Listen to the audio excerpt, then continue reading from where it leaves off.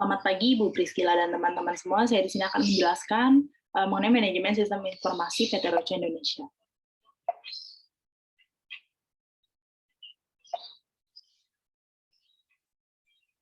Berikut adalah profil, produk, struktur, proses bisnis, dan partner bisnis perusahaan.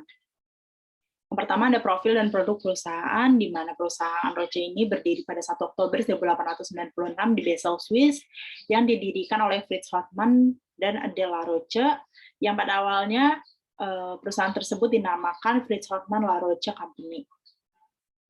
Perusahaan tersebut berfokus pada pengembangan sains dan teknologi, di mana tujuannya itu untuk meningkatkan kualitas hidup pasien dengan menciptakan obat-obat baru yang lebih berkualitas.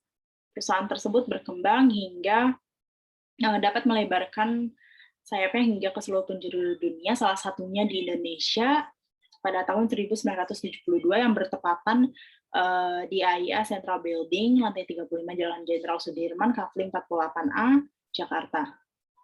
Berikut adalah beberapa produk dari PT Roca. Yang pertama ada Tamiflu, Roactemra, dan Avastin.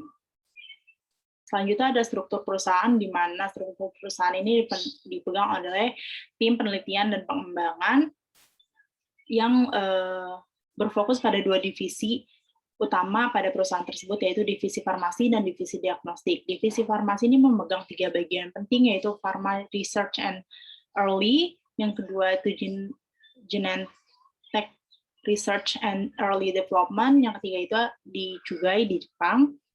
Yang selanjutnya ada divisi diagnostik, di mana memegang beberapa bagian penting. Yang pertama Decentralized and Point of Care Solution, Molecular Diagnostic, Tissue Diagnostic, Sequencing, Diagnostic Information Solution, dan Diabetes Care.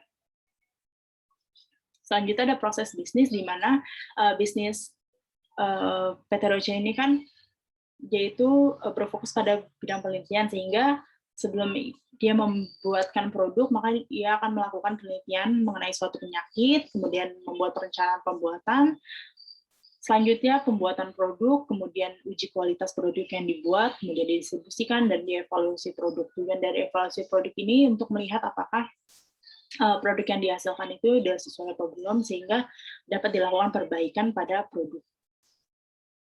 Selanjutnya ada peran sistem informasi. Yang pertama ini ada mengidentifikasi risiko dan peluang. Yang kedua ada menganalisis risiko dan peluang. Yang ketiga membantu pengambilan keputusan. Selanjutnya ada tantangan sistem informasi dan solusinya.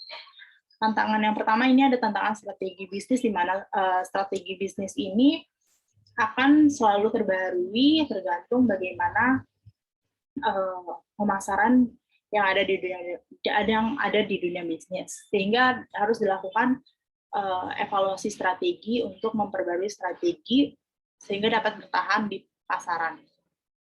Yang kedua ini ada tantangan infrastruktur teknologi, di mana teknologi ini akan selalu terbarui setiap periodenya, maka dari itu dilakukan pembaruan teknologi untuk tetap dapat menghasilkan produk yang baik. Selanjutnya ada tantangan pengawasan etika dan keamanan.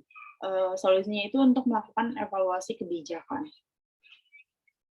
Selanjutnya ini ada isu etika dan sosial, di mana dapat diketahui bahwa dapat terjadinya data pribadi perusahaan yang tersebar luas dan terjadinya pembocoran data pribadi karyawan ini karena ada suatu sebab, yaitu seperti cybercrime.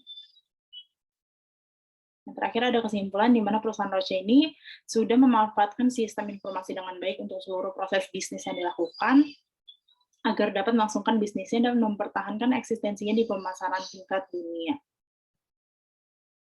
Sekian presentasi dari saya, terima kasih.